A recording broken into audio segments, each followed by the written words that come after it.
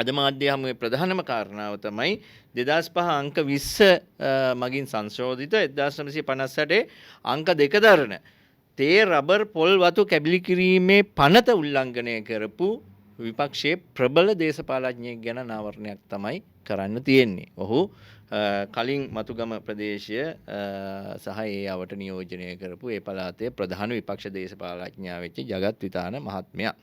ජගත් විතානගේ ඔහු කවුරුත් දන්න ඔහු පොලී මුදලාලි කෙනෙක් කියලා. ඒ වගේම හිස්කොළ අස්සනා කියලත් එහි හැඳින්නුවා. එක කාලයක් ජනප්‍රිය වුණා අර හමුදා නිලධාරියෙක්ගේ කකුල ඔහු කකුල දාගන්න මුදලක් ණයට ඉල්ලගෙන ඒක දුන්නේ නැහැ කියලා ඇවිල්ලා ඒ කකුල අරන් ගියපු කතාව හින්දා ඔහු වඩාත් ජනප්‍රිය චරිතයක් බවට පත් වුණා. හැබැයි ඔහු මේ අවස්ථාවේදී දානමාන පින්කම් කළා.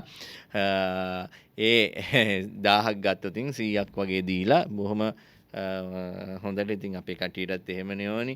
මේ බල්බෙට්ටක් හරි නිකන් දෙනවා නම් ගිහිල්ලා එතන වාඩි වෙලා ඉන්න එක තමයි මේ රටේ මිනිස්සුන්ගේ පුරුදු වෙලා තියෙන්නේ. ඌව ගැන අපි කතා කරන්න ඕනි. මේ ඌව කතා කරලා තමයි මේ සමාජය හදන්න ඕනි. එතකොට දැන් බලමු මේ ජගත් විතාන මහත්තයා මොකද්ද කරලා තියෙන්නේ කියලා.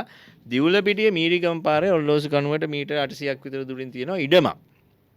මේ ඉඩම ජගත් විතාන මහත්මයාට යම්කිසි පුද්ගලයෙක් දීලා ඒ කියන්නේ අර බැඳුම් කරේකින් දීලා මුදලක් ලබා ගන්නවා.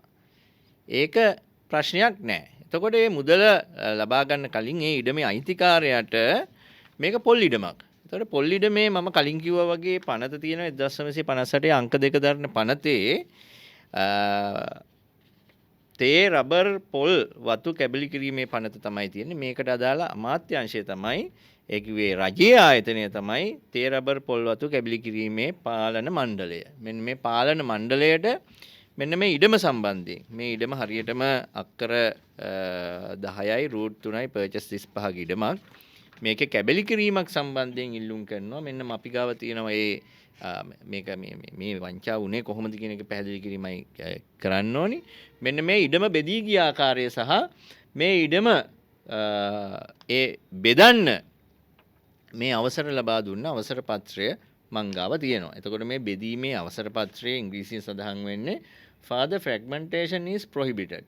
ඒ කියන්නේ මේකේ පැහැදිලිව දන්වලා තියෙනවා මේ ඉඩම බෙදුවට පස්සේ මේ පොල් ඉඩම අක්කර 10 පොල් ඉඩම අක්කරයක් වෙන් කළා ඊටු ටික වෙන් කළා දෙකට බෙදෙනවා. පොල් නැති ඒ ඉඩම පොල් තියෙන ඉඩමෙන් වෙන් කිරීම තමයි මෙතෙන්දි කරන්නේ.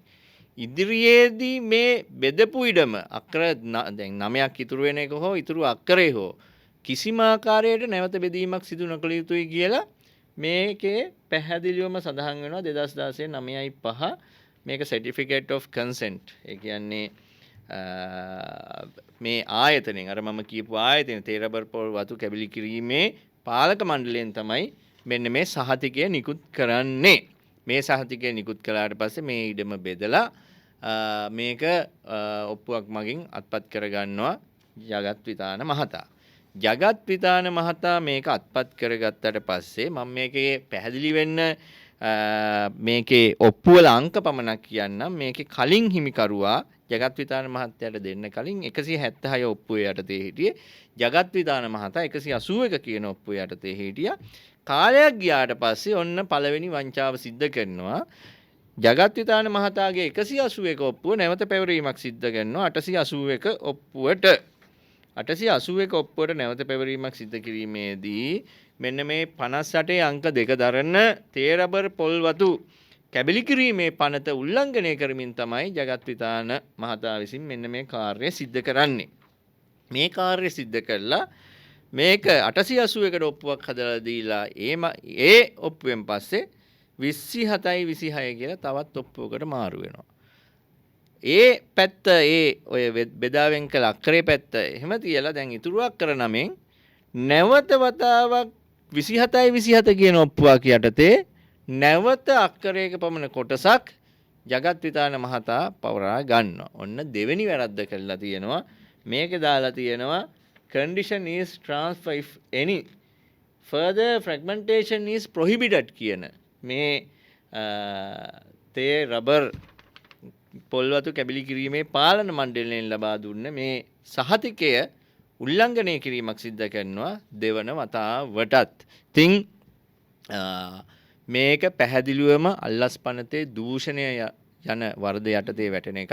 අපි දන්නවා ජගත් විධාන මහත්තයා පාර්ලිමේන්තුව නියෝජනය කළා ඒ රටේ අයිතිවාසිකම් ආරක්ෂා කරන්න කටයුතු කරන ගමන් පාර්ලිමේන්තුව මගින්ම ස්ථීර කරපු පාර්ලිමේන්තුවනේ මේ රටේ නීතිය හදන්නේ මේ රටේ නීතිය උල්ලංඝනය කරමින් Tamanට නිසි විදිහට මේ කටයුත්ත කරගෙන ගිහිල්ලා තියෙනවා. එතකොට කොයිම අවස්ථාවකවත් අපි අහන කාරණාව තමයි ජගත් විධාන මහතා මේ දේ මෙවැනි උල්ලංඝනයක් සිද්ධ කරද්දී මීගමුවේ ඉඩම් රෙජිස්ට්‍රාර් කාර්යාලයේ මේ ඉඩම සම්බන්ධයෙන් මොකද කළේ? එතකොට අන්න දැන් දූෂණය නැමැති වරද ක්‍රියාත්මක වෙලා තියෙනවා. ජගත් විධානටත් කලින් මේ දූෂණය නැමැති වරද ක්‍රියාත්මක කරවීම වෙනුවෙන් තොණ්ඩුව වැටෙන්නේ ඉඩම් රෙජිස්ට්‍රාර් කාර්යාලයේ මීගමුවේ ඒ කටයුතු කරපු නිලධාරීන්ට. ඒ සම්බන්ධයෙන් අපි ඉදිරියේදී අල්ලස්සෝ දූෂණ විමර්ශන කොමිසම් සභාවට පැමිණිල්ලකුත් නිකුත් කරන්න තමයි පැමිණිල්ලක් සිද්ධ කරන්න සූදානම් වෙලා ඉන්නේ. ඉතින් අපි කරුණා කරලා කියනවා මෙවැනි වැරදි මේ ඉඩකඩම් වාහන ගෙන්වීම වාහන චැසි අංක වෙනස් කිරීම සම්බන්ධයෙන් බොහෝ දේශපාලකීන්ට චෝදනා තියෙනවා. මොකද දේශපාලකයන් කරන්නෙම මෙන්න මේ විදිහේ වංචා සහගත ක්‍රියාවන් වැලිගොඩ දැමීම, පස් ඇදීම, තන පිඩලි කැපීම, ගස් කැපීම මෙව තමයි මේ දේශපාලඥයන් කරන ප්‍රසිද්ධ වැරදි. දැන් එව්වට වැට බැඳලා තියෙන්නේ. අපි බලාපොරොත්තු වෙනවා ජනාධිපතිතුමත් මේ සම්බන්ධයෙන් අවධානය යොමු කරයි කියලා. ඔහු වැරදි කළා තියෙයි නම් ඔහුට දඬුවම් හිමි යුතුයි කියන එක තමයි අපි පැහැදිලිව කියන්නේ. අපි ගාව තොරතුරු සාධක සාක්ෂි හැමදේම තියෙනවා. මෙන්න තියෙනවා මේ ලබා දුන්න එක. ඒ වගේම මේ විකුණුම් කර ඔප්පුව ලබා දීම සම්බන්ධයෙන් ඉඩම් රෙජිස්ට්‍රාර් දෙපාර්තමේන්තුවේ විස්තර. ඒ වගේම මේ අදාළ ඔප්පුවල පිටපත් අපි ඉදිරියේදී ලබාගෙන මේ සම්බන්ධයෙන් අල්ලස්සෝ දූෂණ විමර්ශන කොමිෂන් සභාවට පැමිණිලි කිරීමක් සිද්ධ කරනවා. ඉතින් මතුගම ජනතාවට දෙයියන්ගේ පිහිටයි එතුමාගේ ග්‍රහණයට හසු වෙච්ච තවත් ඉඩම් තියෙනවා සිවිල් බුද්ධි පෙරමුණට කියන්න කියන ඉල්ලීමත් මේ අවස්ථාවේ අපි කියා සිටිනවා. ස්තුතියි.